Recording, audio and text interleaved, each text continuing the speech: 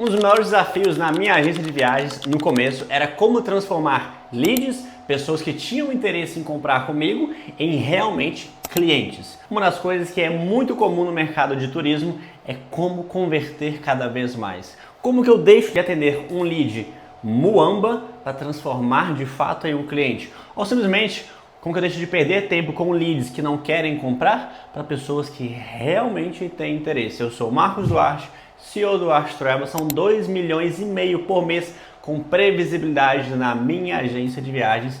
Seja muito bem-vindo ao nosso canal, onde eu ensino aí periodicamente, eu trago conteúdos e estratégias para você aplicar na sua agência de viagens. Uma das coisas que eu mais ouço é isso que eu disse. Como, Marcos, como que eu consigo de fato transformar leads em clientes? Como que eu paro de perder tempo na minha agência de viagens, no meu atendimento, para realmente começar a vender mais?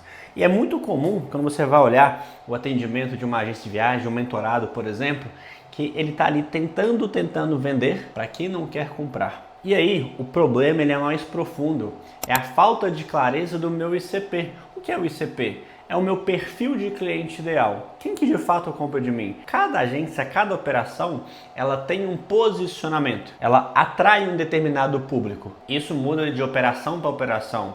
Eventualmente, você até pode vender Disney, mas a sua agência está no interior de Minas Gerais, por exemplo, talvez esteja a nível Brasil, então eu consigo pegar várias pessoas diferentes. Ou então simplesmente eu estou no interior, por exemplo, do Rio de Janeiro. São pessoas diferentes, com perfis diferentes, a minha forma de comunicação vai ser outra e também o meu cliente vai ter um comportamento diferente. Então entender para quem que eu atendo e quem de fato compra de mim faz toda a diferença. Quando eu falo quem compra de mim, qual que é a idade?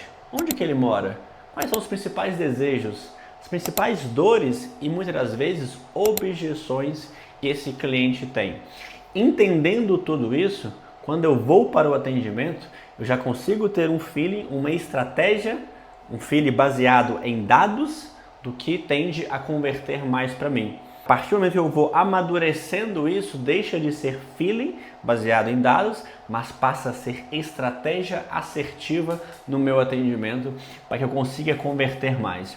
Então, quando eu tenho, por exemplo, um vendedor novo, ele passa por um processo de onboarding muito completo e muito assim tenso no começo para que ele possa entender quem que a gente trabalha, qual é o nosso posicionamento, quais são os nossos diferenciais, ele possa entender realmente isso e ir para o atendimento pronto para quebrar eventuais objeções e conseguir converter cada vez mais.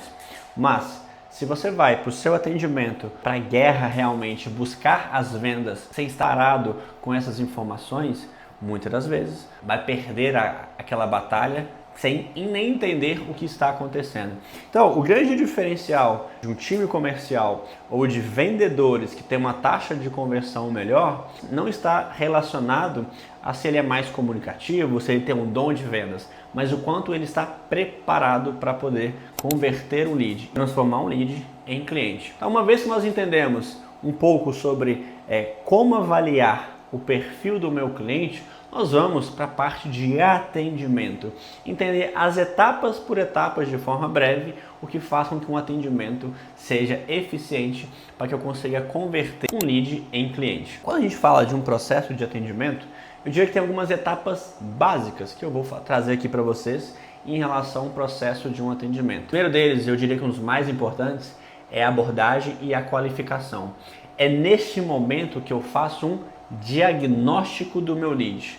Eu entendo realmente o que ele busca, eu entendo as dores e os desejos daquela família, daquele potencial cliente que está conversando comigo. Eu entendo verdadeiramente o que ele quer e eu me importo com isso, eu tenho empatia. Nesse processo de diagnóstico, eu acabo gerando mais conexão. Vendas está ligado à confiança e eu só consigo estabelecer confiança com alguém tendo conexão. Eu costumo dizer que vendas é pavimentar a avenida da confiança. E nesse processo de pavimentar, o que tem de um lead até um cliente, para que ele se torne um cliente, é essa confiança que vai sendo estabelecida, para que aí sim ele consiga falar, é essa agência que eu vou comprar. Você pode até achar que o que faz com que um lead ele compre é o preço. Digo o seguinte, aquele que vem por preço também vai embora por preço. Então esse é um tipo de cliente que eu não quero na minha agência de viagens. quero aquele que valoriza o nosso serviço, porque eventualmente nós não teremos o melhor preço. Na realidade, vai ser até um valor mais alto do que o site. O que eu vendo, nós sabemos muito bem que é muito mais do que um serviço de um site, de uma passagem aérea. E você tem que ter clareza do serviço que está sendo prestado para o seu cliente na sua agência de viagens. Já entendemos que a abordagem e qualificação são as etapas mais importantes num processo de atendimento. Diria que é 80% da importância durante o meu processo de atendimento. Vai ser ali para diagnosticar o meu cliente. Eu te pergunto, como que é feito o seu processo de abordagem e de qualificação? Olá, tudo bem? Qual origem, destino, quantos passageiros? Tem flexibilidade sim ou não? Isso é o que eu mais vejo nos atendimentos. Pessoas fazendo atendimentos no WhatsApp de forma totalmente diferente do que se fizessem presencialmente. Quando você vai numa agência de viagens, você é recebido, seja muito bem-vindo, sorriso no rosto, aquela sensação de prazer de sentar numa cadeira de uma agência de viagens e falar de um momento tão gostoso que aquele cliente está planejando aquela sua próxima viagem de férias. Por quê? Agora eu te faço uma pergunta.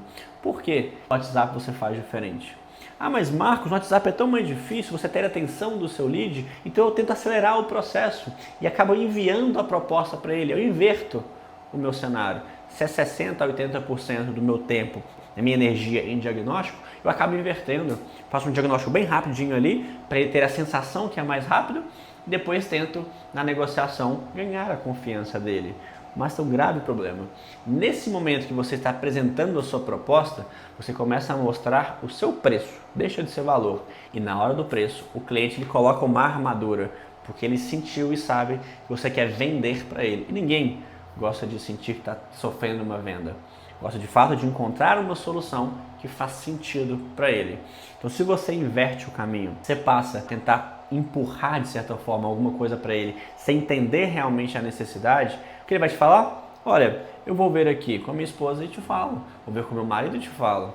Na realidade, por trás disso existe uma objeção que você não conseguiu identificar e que, como você não diagnosticou muito bem esse lead no início do atendimento, a gente não consegue identificar qual que é o problema, qual que é a objeção, qual que é o desafio daquele lead de avançar na minha agência de viagens. Aí o que a gente acha? É lead frio, lead de tráfego, é lead ruim, eu preciso buscar novos leads. Sim, terão leads muambas que eu falo que leads ruins, né? Terão leads também que vêm mais frios, mas como vendedor é a nossa responsabilidade transformar um lead frio, morno em quente, para que ele possa tomar a decisão de comprar comigo. Porque assim, venhamos e convenhamos, um lead quente todo mundo quer.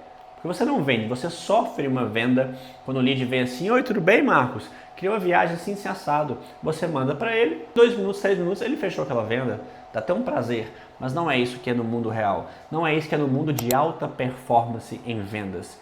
Se você quer ter resultados consistentes, que cresce cada vez mais, um time comercial que não está numa zona de conforto, eles precisam estar acostumados com a alta performance. E alta performance exige treinamento, exige você ter uma mentalidade forte para vencer o não e principalmente a persistência em seguir o processo comercial, em seguir essas etapas de forma realmente bem treinadas para que eu saia de abordagem, de qualificação, fazendo um bom diagnóstico, eu venha para negociação e fechamento de forma eficiente. Deixamos de falar de abordagem e qualificação porque já fizemos um diagnóstico. Avançamos então para a etapa de negociação e fechamento, que é a etapa onde eu tenho que vir com mais firmeza. Meu tom de voz ele é diferente nesse momento. Eu começo a vir, de fato, com intencionalidade para levar o meu lead para um fechamento e transformar esse lead em cliente. É uma das etapas muito importantes onde a forma como eu apresento a proposta, ela muda, ela dita o resultado desse jogo.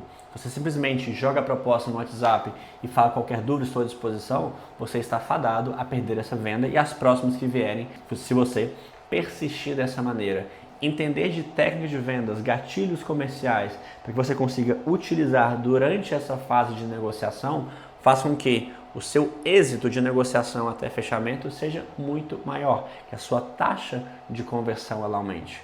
Mas aí vem um outro problema também. Muitas das vezes nós não temos uma boa utilização de gatilhos mentais, mas também não entendemos que existe um tempo para o meu lead tomar a decisão, para ele levar um nível de consciência e também investigar sobre a sua agência de viagens, entender mais sobre o que você está passando para ele. E nesse meio tempo, onde que você está? Está realmente presente por meio de follow-up? Ou está fazendo um follow-up que você está sendo chato, cobrando o seu cliente, o seu potencial cliente? Anotem uma coisa, lembre-se disso. Follow-up não pode e não deve ser cobrança. Afinal, o seu cliente não te deve nada. Esse lead, na realidade, não te deve nada. Ele nem comprou de você. Entenda, ninguém gosta de ser cobrado por alguma coisa que inclusive ela nem tem obrigação. Então follow-up não pode ser cobrança. Follow-up tem que ser uma presença sendo marcada com o intuito de mostrar: eu estou aqui para te ajudar a tomar a decisão de compra da sua viagem. É para você, por você que eu estou aqui, que eu lembrei agora de você. Então, tendo um diagnóstico muito bem feito na abordagem e na qualificação, antecipando as objeções que vão surgir durante o seu processo comercial, tendo boas técnicas de negociação e fechamento, a minha taxa de conversão tende a ser maior. Quando eu falo de taxa de conversão maior, eu consigo, consequentemente, levar mais leads para clientes, que é o nosso maior objetivo. E um dos pontos que eu mais vejo, que às vezes as pessoas acham que para aumentar as vendas eu preciso aumentar a minha geração de demanda. É fundamental eu aumentar minha geração de demanda pensando em escala, mas em determinados momentos, um dos primeiros fatores, um dos primeiros objetivos nosso, principalmente o novo mentorado, é avaliar o que nós temos dentro do funil para aumentar a taxa de conversão.